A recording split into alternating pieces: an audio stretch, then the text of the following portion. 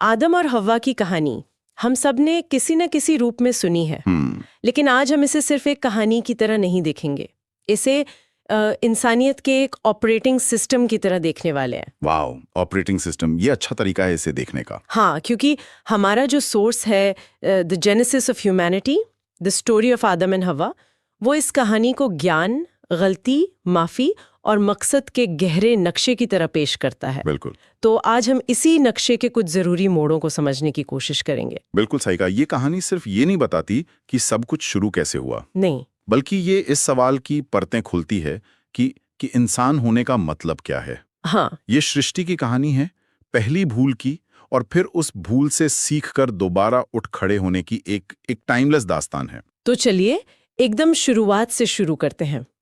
कहानी आदम के बनने से भी पहले शुरू होती है। जी। सोर्स बताता है कि अल्लाह ने फरिश्तों से कहा कि वो धरती पर एक खलीफा बनाने वाले हैं। हाँ। मतलब अपना एक प्रतिनिधि। हाँ। मुझे यहाँ एक बात बड़ी दिलचस्प लगी, फरिश्तों का रिएक्शन। उन्होंने एक तरह से चिंता जाहिर की है ना। हाँ, उन्होंने सवाल किया कि क्या ये नई मखलूक, ये नई रचना धरती पर फसाद और खून खराबा नहीं करेगी। और ये सवाल ये बहुत अहम है। फरिश्ते तो आज्ञाकारी मखलूक हैं। बिल्कुल। उनमें फ्री विल, मतलब अपनी मर्जी से चुनने की वो क्षमता नहीं है जो इंसानों को दी गई। तो उन्होंने अपने अनुभव से सोचा होगा। हाँ, उन्होंने एक तरह से रिस्क असेसमेंट किया कि जिसे चुनने की आजादी होगी वो गलत भी तो चुन सकता है और उससे फसाद होगा।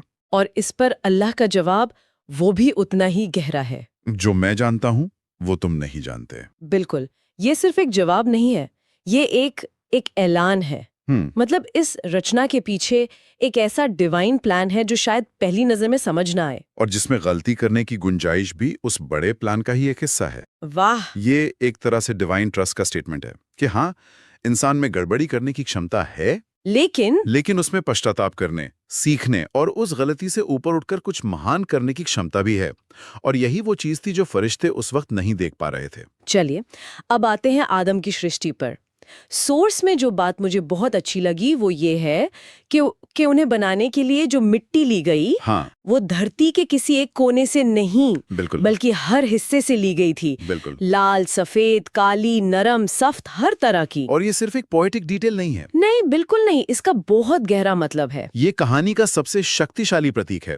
इसका मतलब है कि इंसानी विविधता, हमारी डाइवर्सिटी, ये कोई बाद में हुई चीज नहीं है। ये हमारे मूल डिजाइन का हिस्सा है। बिल्कुल। हमारी त्वचा के रंग, हमारी भाषाएं, हमारे स्वभाव, ये सब उसी पहली मुट्ठी भर मिट्टी से निकले हैं। तो ये तो नस्लवाद और श्रेष्ठता की भावना पर सबसे गहरी चोट है। फिर आदम को वो चीज मिली जो उन्हें फरिश्तों से भी अलग बनाती है, ज्ञान।